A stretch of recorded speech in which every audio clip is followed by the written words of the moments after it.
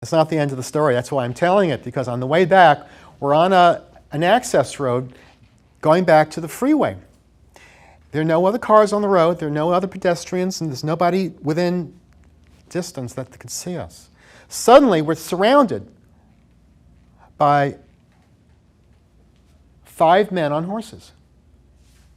And I knew there was something wrong even before that happened, because Manuel was driving so slowly on that road, perhaps 20 miles an hour, on a road designed to travel 50. Well, red flags, why was he driving so slow?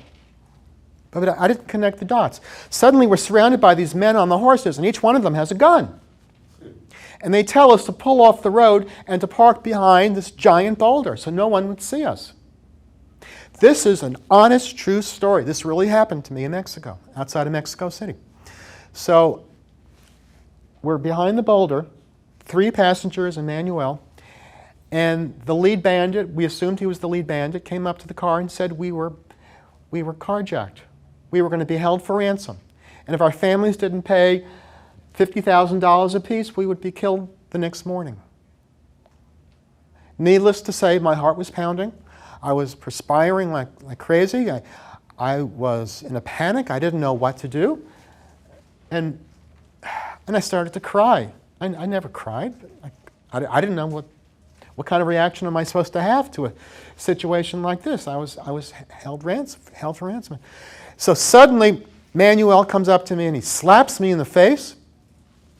And he says, "Don't worry, I'll take care of it."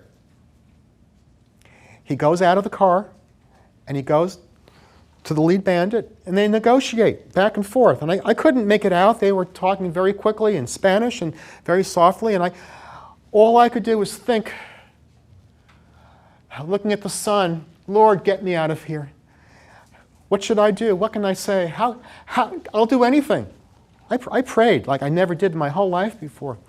Whatever it takes, I'll follow your 10 commandments. Honest truth, this really happened to me. Manuel gets back into the car,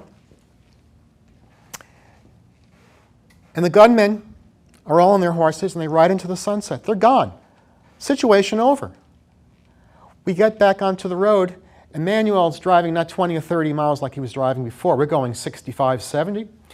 He's racing to get back on the freeway.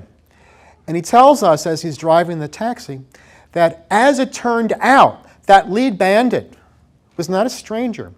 They were all wearing masks. We didn't see their faces. But it turned out that he knew him, that they had worked together as stuntmen on a John Wayne movie 20 years earlier. John Wayne used to film in Mexico, outside of Mexico City. And this was a stuntman. They were both stuntmen, and it was because of that professional relationship that we were let go. They would find and plunder another taxicab later that afternoon, but we were let go.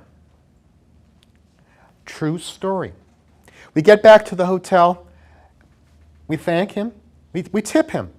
But we didn't have enough money. We wanted to give him a lot of money, so we took him to an ATM machine. We got even more money. We gave him as much money as we... The guy saved our life. He talked his way out of a difficult, challenging situation. And as he's driving into the sunset, the dots start to connect. It was a scam. It was just too simple a story for that ending to be as happy as it was. It was a scam that they knew, they planned this whole thing. He was driving that car so slowly so that we could be surrounded by the 5 men on the horses. This is a true, honest story. I tell it everywhere I go.